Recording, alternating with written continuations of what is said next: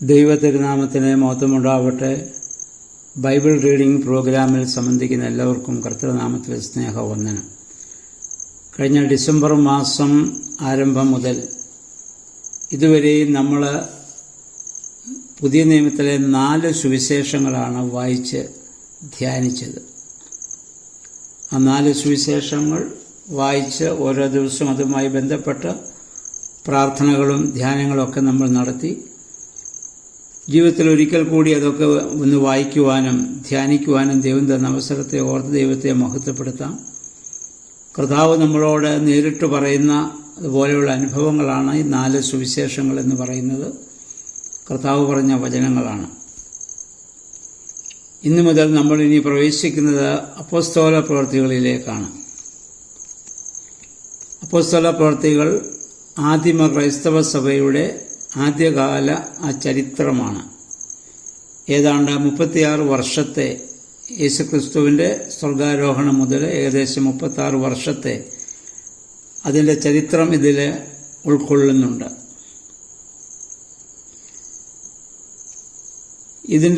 ഇത് എഴുതിയത് ലൂക്കോസ് സുവിശേഷകനാണ്. താന് ലൂക്കോസിൻ്റെ സുവിശേഷത്തിൽ അഭിസംബോധന ചെയ്ത അതേ തെയോഫിലോസ് എന്ന് പറയുന്ന ആളിന് എഴുതുന്നതായ കാര്യങ്ങളാണിത്. തൻ്റെ സുവിശേഷത്തിൽ യേശുവിൻ്റെ ജനനം, പരസ്യ ശുശ്രൂഷ, പീഡാനുഭവം, കുരിശുമരണം, പുനരുത്ഥാനം ഇവയെക്കുറിച്ചാണ് താൻ പറഞ്ഞതെങ്കിൽ ഈ പുസ്തകത്തിൽ തൻ്റെ യേശുവിൻ്റെ പുനരുത്ഥാന ശേഷം താൻ പഠിപ്പിച്ചവയെക്കുറിച്ച് സൂചന കൊടുത്ത ശേഷം പരിശുദ്ധാത്മാവ് വഴിയായി ആദിമസഭയിൽ നടന്ന സംഭവങ്ങളും അതിൻ്റെ ആ തുടക്കവും അതിൻ്റെ ഏകദേശം 36 വർഷത്തെ അതിൻ്റെ വളർച്ചയും നമുക്ക് ഈ പുസ്തകത്തിൽ കാണാൻ സാധിക്കും. പ്രധാനമായി ഇതിൻ്റെ കണ്ടന്റ് എന്ന് പറയുന്ന 1 കർത്താവിൻ്റെ സ്വർഗാരോഹണം, 2 പരിശുദ്ധാത്മാവ് സ്ഥിരവാസത്തിന് ഭൂമിയിലേക്ക് വന്ന പരിശുദ്ധാത്മാവിൻ്റെ ആഗമനം. കർത്താവിന് മുമ്പ് സ്ത്രീഹന്മാരോട് പറഞ്ഞു, ഞാൻ പോയതിനു ശേഷം പരിശുദ്ധാത്മാവെന്ന കാര്യസ്ഥൻ വരും, അവൻ സകല സത്യത്തിലേക്ക് നിങ്ങളെ വഴി നടത്തും, അത് വരുന്നിടം വരെ നിങ്ങൾ യെരൂശലേം വിട്ടു പോകരുതെന്നൊക്കെ അവരോട് പറഞ്ഞു. ആ പരിശുദ്ധാത്മാവിൻ്റെ ആഗമനം എങ്ങനെ സംഭവിച്ചു, എപ്പോൾ സംഭവിച്ചു എന്നുള്ളതാണ്. മൂന്നാമത് നമുക്ക് കാണാൻ പറ്റുന്ന യഹൂദന്മാർക്ക് ആ പെന്തിക്കോസ്തുള്ള ദിവസത്തിലും ജാതികൾക്ക് വേണ്ടി കൊർന്നല്യോസിൻ്റെ ഭവനത്തിൽ വെച്ച് സ്വർഗരാജ്യത്തിൻ്റെ വാതിൽ തുറന്നു കൊടുത്തതായ ആ ഒരു വലിയ പ്രവർത്തനമാണ് നമുക്ക് കാണാൻ പറ്റുന്നത്. പിന്നെ പരിശുദ്ധ സഭയുടെ പ്രവർത്തനത്തിൻ്റെ ആരംഭം. ഇനി അവയ്ക്ക് പുറമെ 7 ശമ്മാശന്മാരുടെ തെരഞ്ഞെടുപ്പ്, സ്തേഫാനോസിൻ്റെ ചരിത്രം, കൊർന്നല്യോസിൻ്റെയും എത്യോപ്യൻ ഷണ്ണനെയും സ്നാനം കഴിപ്പിച്ചത്, യെരൂശലേം സുന്നകദോസ്, ജാതികളോടുള്ള വിശുദ്ധ പൗലോസിൻ്റെ സുവിശേഷ ഘോഷണം, ഭരണാധിപന്മാരുടെ മുൻപാകെയുള്ള അദ്ദേഹത്തിൻ്റെ സാക്ഷ്യം, ഇതൊക്കെ ഈ പുസ്തകത്തിൽ നമുക്ക് കാണാൻ പറ്റുന്നുണ്ട്. കർത്താവിൻ്റെ പരിശുദ്ധ സഭയുടെ ആദ്യകാല ചരിത്രമാണ് അപ്പോസ്തല പ്രവൃത്തികൾ എന്ന് പറയുന്നത്. എഴുതിയ കാലം AD 70 ജെറുസലേമിൻ്റെ നാശത്തിനും AD 68 വിശുദ്ധ പത്രോസ് പൗലോസ് സ്ലീഹന്മാരുടെ സാക്ഷ്യമരണത്തിനും മുൻപ് ഈ പുസ്തകം എഴുതപ്പെട്ടുവെന്ന് വിശ്വസിക്കപ്പെടുന്നു. 1-ാം അധ്യായത്തിൽ കർത്താവിൻ്റെ പുനരുദ്ധാന ശേഷം 40 ദിവസം കർത്താവ് അവർക്ക് പ്രത്യക്ഷപ്പെട്ട് ദൈവരാജ്യം സംബന്ധിച്ചുള്ള കാര്യങ്ങളൊക്കെ അവരോട് സംസാരിച്ചതായി നമ്മൾ വായിക്കുന്നു. 40 ദിവസം കർത്താവ് ഇവർക്ക് തുടർച്ചയായി പ്രത്യക്ഷപ്പെട്ട് ഇനി എങ്ങനെയാണ് സഭയുടെ കാര്യങ്ങളെന്നൊക്കെ പറഞ്ഞ് അവരെ പ്രബോധിപ്പിക്കുന്നതായ കാര്യങ്ങളൊക്കെ അവരെ പറഞ്ഞ് മനസ്സിലാക്കുകയാണ്. എല്ലാം ഇതിനകത്ത് രേഖപ്പെടുത്തി നമുക്ക് പറയാനാവില്ല. ഞാൻ പറഞ്ഞല്ലോ, ഇതിനു മുൻപ് ഇന്നത്തെ പോലെ എഴുതാനൊക്കെയുള്ള സാഹചര്യങ്ങളൊന്നും വന്നില്ല. എല്ലാവർക്കും എഴുതാനുള്ള കഴിവില്ല. അപ്പം അതുകൊണ്ട് കർത്താവ് പറഞ്ഞത് മുഴുവൻ ഇതിൽ വന്നു എന്ന് നമുക്കൊരിക്കലും പറയാനാവില്ല. അതിനുശേഷം കർത്താവ് സ്വർഗാരോഹണം ചെയ്യുന്ന സംഭവമാണ് നമ്മൾ വായിക്കുന്നത്. അവരെ എല്ലാം പഠിപ്പിച്ച ശേഷം നിങ്ങൾ യെരുശലേമിൽ നിന്ന് വാങ്ങിപ്പോകാതെ എന്നോട് കേട്ട പിതാവിൻ്റെ വാഗ്ദത്തത്തിനായി കാത്തിരിക്കണം. എന്നിട്ട് പറഞ്ഞു, യോഹന്നാൻ നിങ്ങളെ വെള്ളം കൊണ്ട് മാനസാന്തരത്തിൻ്റെ സ്നാനം കഴിപ്പിച്ചു. എന്നാൽ നിങ്ങൾക്കോ ഇനി വരാൻ പോകുന്നത് പരിശുദ്ധാത്മാവിൻ്റെ സ്നാനം നിങ്ങൾക്ക് ലഭിക്കും. അപ്പം അതുവരെ നിങ്ങൾ യെരുശലേം വിട്ടു പോവാതെ ഇവിടെ ആയിരിക്കണമെന്നൊക്കെ കർത്താവ് പറഞ്ഞ് അവരെ ഉപദേശിച്ചതിന് ശേഷം അപ്പോൾ അവർ യേശുവിനോടൊരു ചോദ്യം ചോദിക്കുന്നുണ്ട്. 1-ാം അധ്യായത്തിൻ്റെ 6 മുതലുള്ള വാക്യങ്ങൾ. ഒരുമിച്ച് കൂടിയിരുന്നപ്പോൾ അവർ അവനോട്, കർത്താവേ, നീ ഇസ്രായേലിന് ഈ കാലത്തിലോ രാജ്യം യഥാസ്ഥാനത്താക്കി കൊടുക്കുന്നത് എന്ന് ചോദിച്ചു. അവൻ അവരോട്, പിതാവ് തൻ്റെ സ്വന്തം അധികാരത്തിൽ വെച്ചിട്ടുള്ള കാലങ്ങളെയോ സമയങ്ങളെയോ അറിയുന്നത് നിങ്ങൾക്കുള്ളതല്ല എന്ന് പറഞ്ഞാൽ, കർത്താവിൻ്റെ രണ്ടാമത്തെ ആഗമനം അല്ല സ്വർഗരാജ്യത്തിൻ്റെ ആ വലിയ അനുഭവം, ആ പൂർണ്ണത എപ്പോൾ സംഭവിക്കുമെന്നുള്ളതാണ് ഇവരുടെ ചോദ്യം. കർത്താവ് ആ രാജ്യത്തെക്കുറിച്ചും ആ സഭയെക്കുറിച്ചൊക്കെയാണ് ഇവരെ പഠിപ്പിച്ചത്. അപ്പോൾ കർത്താവ് പറഞ്ഞത് പിതാവിൻ്റെ തീരുമാനത്തിലിരിക്കുന്ന കാര്യമാണ്. അപ്പം നിങ്ങൾ ആ കാര്യത്തെക്കുറിച്ച് കൂടുതൽ ആലോചിച്ച് വിഷമിക്കേണ്ട കാര്യമില്ല. നമ്മളിതിനു മുമ്പ് ചിന്തിച്ചു 1 പത്രോസ് 3:8 മുതലുള്ള വാക്യങ്ങൾ നമ്മൾ വായിക്കുമ്പോൾ, കർത്താവിൻ്റെ വരവ് താമസിച്ചപ്പോൾ പലർക്കും സംശയങ്ങളുണ്ടായപ്പോൾ പത്രോസ് അവരോട് പറയുന്ന ഒരു ഭാഗമുണ്ട്. ദൈവത്തിനൊരു ദിവസം 1000 സംവത്സരം പോലെയും 1000 സംവത്സരം ഒരു ദിവസം പോലെയും ആകാം. ദൈവത്തിനൊരു ദിവസം 1000 സംവത്സരം പോലെയാണെങ്കിൽ കർത്താവ് സ്വർഗാരോഹണം ചെയ്തിട്ട് നമുക്ക് ഒരിക്കലും കണക്ക് കൂട്ടാൻ പറ്റാത്ത അത്രയും വർഷങ്ങളായിട്ടുണ്ട്. 1000 സംവത്സരം ഒരു ദിവസമായി കണക്കാക്കിയാൽ 2 ദിവസം കഴിഞ്ഞതേ ഉള്ളൂ. അപ്പോൾ ദൈവത്തിൻ്റെ കലണ്ടറും ദൈവത്തിൻ്റെ കാലങ്ങളെ കുറിച്ചൊക്കെ ചിന്തയൊക്കെ അത് ഒക്കെ തീരുമാനിക്കുന്നതും പ്രവർത്തിക്കുന്നതും ദൈവം തന്നെയാണ്, മനുഷ്യനല്ല. അതുകൊണ്ട് പിതാവിൻ്റെ തീരുമാനത്തിന് നിങ്ങൾ മാത്രമാണത്. അതിനുവേണ്ടി നമ്മൾ വെയിറ്റ് ചെയ്താൽ മതിയെന്നാണ് യേശു അവരെ ഇവിടെ പ്രബോധിപ്പിക്കുന്നത്. എന്നിട്ട് പറഞ്ഞു, അധികം താമസിക്കാതെ പരിശുദ്ധാത്മാവ് എന്ന കാര്യസ്ഥൻ നിങ്ങളുടെ മേൽ വരും. ശക്തി നിങ്ങൾ ലഭിച്ചിട്ട് യെരുശലേമിലും യഹൂദിയയിൽ എല്ലായിടത്തും സമരിയായാലും ഭൂമിയുടെ അറ്റത്തോളം എൻ്റെ സാക്ഷികളാകുമെന്ന് പറഞ്ഞു. എന്നിട്ട് ഇവർ കാണുക കർത്താവ് സ്വർഗാരോഹണം ചെയ്യുകയാണ്. അങ്ങനെ കർത്താവ് സ്വർഗാരോഹണം ചെയ്തപ്പോൾ ഈ സ്നേഹന്മാർ അവർക്ക് ഇതുവരെ അനുഭവിച്ച സാന്നിധ്യം നഷ്ടപ്പെടുമ്പോൾ അതിൻ്റെ ദുഃഖത്തോടെ നോക്കിയിരിക്കുമ്പോൾ മാലാഖമാർ പറയുന്നുണ്ട്, ഗലീല പുരുഷന്മാരെ, നിങ്ങൾ ആകാശത്തിലേക്ക് നോക്കി നിൽക്കുന്നതെന്ത്?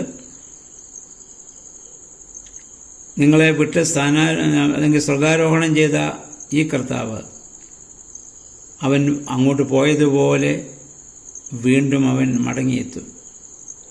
വെള്ളവസ്ത്രം ധരിച്ച 2 പുരുഷന്മാർ. കർത്താവിൻ്റെ കല്ലറയ്ക്കൽ ചെന്നപ്പോഴും മറിയം കണ്ടത് ഈ വെള്ളവസ്ത്രം ധരിച്ച 2 പുരുഷന്മാർ, 2 മാലാഖമാരാണ്. അപ്പോൾ അവർ വിചാരിച്ച് കാണണം, മിക്കവാറും അവരുടെ കാലത്ത് തന്നെ യേശു വരുമെന്ന് അവർ പ്രതീക്ഷിച്ചിരുന്ന് കാണും. അതുകൊണ്ടായിരിക്കാം എല്ലാം പുതുവകയെന്നൊക്കെ അവർ എണ്ണിയത്. അങ്ങനെ വർഷങ്ങളും ആണ്ടുകളും കഴിഞ്ഞു പോയപ്പോഴാണ് ജനത്തിന് സംശയമുണ്ടായതും പത്രോസ് ആ വിസ്തീർണം ഇവിടെ കൊടുക്കുന്നതുമൊക്കെ. അതിനുശേഷം അവരുടെ ആ സ്വന്തം സ്ഥലത്തേക്ക്, മാളികയിലേക്ക്, അവിടെ നിന്നാണല്ലോ യേശുവിനെ അന്ത്യത്താഴം കഴിഞ്ഞ് യേശുവിനെ ക്രൂശിക്കാൻ പോകുന്നത്. അപ്പോൾ ഇവരൊക്കെ അവിടെയാണ് ആ സമയത്ത് താമസിക്കുന്നത്. അവിടത്തേക്ക് അവർ ഉടനെ മടങ്ങിപ്പോയി. അവർ കർത്താവ് പറഞ്ഞ പ്രകാരം പരിശുദ്ധാത്മദാനത്തിനു വേണ്ടി പ്രതീക്ഷയോടെ കാത്തിരിക്കുകയാണ്. അതിൽ കർത്താവിൻ്റെ ശിഷ്യന്മാരുണ്ട്, സ്ത്രീകളുണ്ട് എന്ന് പറയുന്നു. അതായത് യേശുവിനെ അനുഗമിച്ചിരുന്ന സ്ത്രീവർഗം, യേശുവിൻ്റെ ക്രൂശുമായി പോകുമ്പോൾ അവനെ അനുഗമിച്ചിരുന്നവർ, യേശുവിൻ്റെ അമ്മ, യേശുവിൻ്റെ കസിൻസ്, സഹോദരന്മാർ, അവരൊക്കെ യേശു ജീവിച്ചിരുന്നപ്പോൾ യേശുവിൽ വലിയ വിശ്വാസമൊന്നും അവർക്കില്ലായിരുന്നു. എന്നാൽ അതിന് യേശുവിൻ്റെ ക്രൂശ് മരണവും മറ്റ് പുനരുദ്ധാനവും ഒക്കെ അറിഞ്ഞപ്പോൾ അവരും ഇവരോട് ചേർന്ന് അവരെല്ലാവരും കൂടി ആ സ്ഥലത്ത് ഒരുമനപ്പെട്ട് പ്രാർത്ഥിച്ചു. ഒരുമനപ്പെട്ട് എവിടെ പ്രാർത്ഥിക്കുന്നുവോ അവിടെയാണ് ദൈവത്തിൻ്റെ പരിശുദ്ധാത്മാവ് ഇറങ്ങി ആവസിക്കുന്നത്. അതുകൊണ്ട് അവിടെയാണ് കൂട്ടായ്മയുടെ പ്രസക്തി എന്ന് പറയുന്നത്. ഒറ്റയ്ക്ക് പ്രാർത്ഥിച്ചാൽ ദൈവം കേൾക്കില്ല എന്ന് ചോദിച്ചാൽ ദൈവം കേൾക്കും. എന്നാൽ ഒരുമനപ്പെട്ട് പ്രാർത്ഥിക്കുമ്പോൾ അതിൻ്റെ ശക്തി വളരെ വലുതാണ്. അങ്ങനെ അവരെല്ലാവരും കൂടി അങ്ങനെ ഒരുമനപ്പെട്ട ഏക മനസ്സോടുകൂടി, ഏക ആഗ്രഹത്തോടുകൂടി, ഏക ലക്ഷ്യത്തോടുകൂടി പ്രാർത്ഥിക്കുമ്പോൾ അവിടെയാണ് പിന്നെ പരിശുദ്ധാത്മാവ് ഇറങ്ങി ആവശ്യിക്കുന്നത്. അപ്പോൾ ആ കാലത്ത് അങ്ങനെ അവർ ഒന്നിച്ചു കൂടിയിരിക്കുമ്പോൾ ഏകദേശം ഒരു 120 പേരോളം ഉണ്ടായിരുന്നു എന്ന് നമ്മളോട് അതിന് 15 വാക്യങ്ങൾ നമ്മൾ വായിക്കുന്നു. അപ്പോൾ പത്രോസ് ശ്ലീഹ എഴുന്നേറ്റ് ഒരു പ്രഖ്യാപനം അവിടെ നടത്തുന്നുണ്ട്. ഇതാണ് പത്രോസ് ശ്ലീഹായുടെ ആദ്യത്തെ പ്രസംഗമായി വേദപുസ്തകം സാക്ഷിക്കുന്നത്. ഈ 120 പേരിൽ അദ്ദേഹം എഴുന്നേറ്റ് നിന്ന് പറഞ്ഞതാണ്. അദ്ദേഹം പറഞ്ഞു,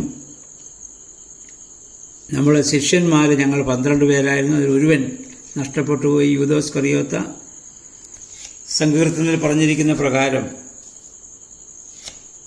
അദ്ദേഹം യേശുവിനെ ഒറ്റുകൊടുത്ത് അദ്ദേഹം ഞങ്ങളിൽ നിന്ന് എന്നേക്കുമായി നഷ്ടപ്പെട്ടു പോയി. ആ സ്ഥാനത്ത് മറ്റൊരാളെ എടുക്കേണ്ടതായിട്ടുള്ള ആവശ്യമുണ്ട്. അതിനൊരു കണ്ടീഷൻ പറയുന്നുണ്ട്. സ്നാപക യോഹന്നാനിൽ യേശു സ്ഥാനമേറ്റ് പരസ്യ ശുശ്രൂഷ ആരംഭിച്ച നാൾ മുതൽ ഈ സ്വർഗാരോഹണത്തിൻ്റെ സമയം വരെ അതിന് സാക്ഷികളായിട്ടുള്ള ആരെങ്കിലും ഒരാളായിരിക്കണം.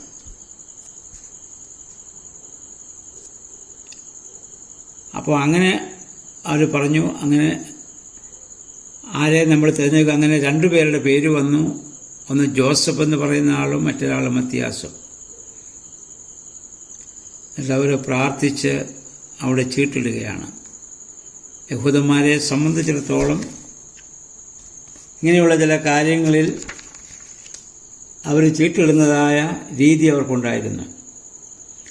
ഒരു വ്യക്തിയുടെ കുറ്റം ഇത് കണ്ടുപിടിക്കുക, ദേശത്തെ ഭാഗിക്കുക, വിശേഷമായ ചില വേലകൾക്ക് ആളുകളെ നിശ്ചയിക്കുക എന്നിങ്ങനെയുള്ള കാര്യങ്ങൾക്ക് ദൈവത്തിൻ്റെ ഇഷ്ടമറിയുവാൻ അവർ ചീട്ടിടുമായിരുന്നു. യോനയുടെ ആ സംഭവത്തിൽ കപ്പൽ ശാന്തമാകാതെ വന്നപ്പോൾ ആരുടെ കുഴപ്പമാണെന്ന് കാണാൻ വേണ്ടി അവർ ചീട്ടിട്ടത് നമ്മളിവിടെ വായിക്കുന്നുണ്ട്. അപ്പോൾ ദൈവത്തിൻ്റെ ഹിതമറിയാൻ വേണ്ടി അവർ ചെയ്തിരുന്ന ഒരു രീതിയാണ് ദൈവത്തോട് പ്രാർത്ഥിച്ചിട്ട് ചീട്ടിടുന്നു. അതിൽ നിന്ന് ദൈവം തിരഞ്ഞെടുക്കവനെ അല്ലെങ്കിൽ യഥാർത്ഥയാളെ ദൈവം കാണിച്ചു കൊടുക്കുന്നു എന്നുള്ള അവരുടെ വിശ്വാസം. അങ്ങനെ അവർ അന്ന് ചീട്ടിട്ടിട്ട് ആ ചീട്ട് മത്തിയാസിന് വീണു. അദ്ദേഹം 72 അറിയിപ്പുകാരിൽ ഒരാളായിരുന്നു എന്നാണ് ചരിത്രം.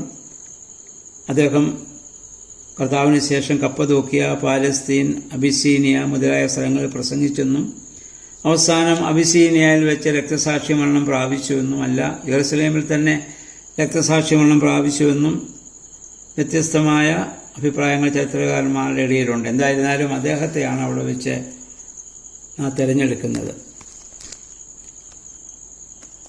അപ്പം അതിനുശേഷം 2-ാം അധ്യായത്തിലാണ് ഇനി പരിശുദ്ധാത്മാവിൻ്റെ ആഗമനത്തെക്കുറിച്ച് നമ്മൾ ചിന്തിക്കുക.